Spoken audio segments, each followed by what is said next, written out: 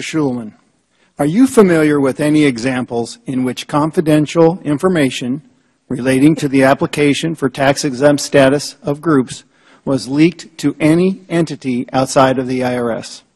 I'm familiar with some press reports and have vague recollection of things happening. Okay, so we're going to pick up one in just particular. Media reports asserts that Austin Goolsbee, then the President's chairman of the Council of Economic Advisor, disclosed confidential tax information about Koch Industries to reporters on August 27, 2010. Do you have any idea how Mr. Goolsbee obtained that information?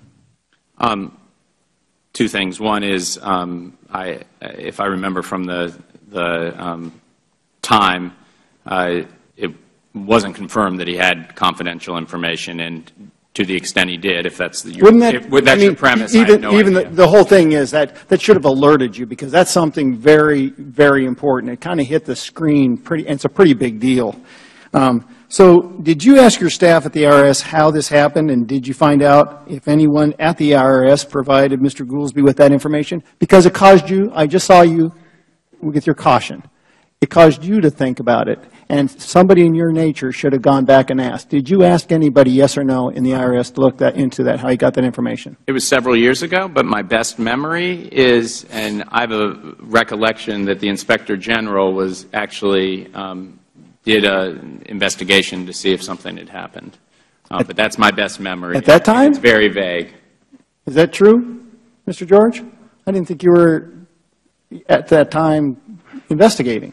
Congressman, this is one of the most frustrating aspects of implementing or overseeing the Internal Revenue Service, and those are some of the restrictions that the tax code places on me and my ability to communicate information to people outside of the Ways and Means Committee. Okay. The IRS has strict confidentiality rules, which we actually enforce, and which I'm not allowed to provide. I appreciate that. I want to keep going here. So Mr. Shulman, how would that information be obtained? I mean, from your understanding of the IRS, you're the head here guy. How would that be obtained? It had to come from a leak, right? It shouldn't be obtained. Section 6103 prohibits IRS employees from disclosing specific taxpayer information. You gave me my answer.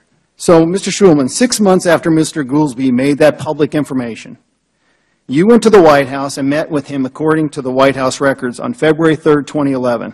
Did you ask Mr. Goolsbee then or at any other time how he obtained that information? Not to my recollection. Why not?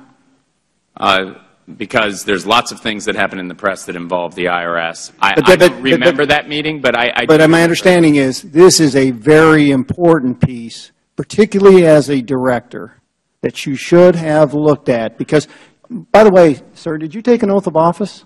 I did take an oath of office. Okay. Let's keep going. Are you familiar with the news organization's ProPolitica's publication of pending tax-exempt applications from conservative-leaning organizations?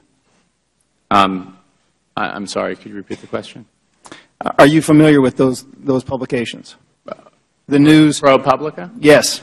I'm familiar with the organization ProPublica. It is my understanding, based on reports from that publication, that your office provided that publication with the applications that were still pending, which were confidential. Is that your understanding?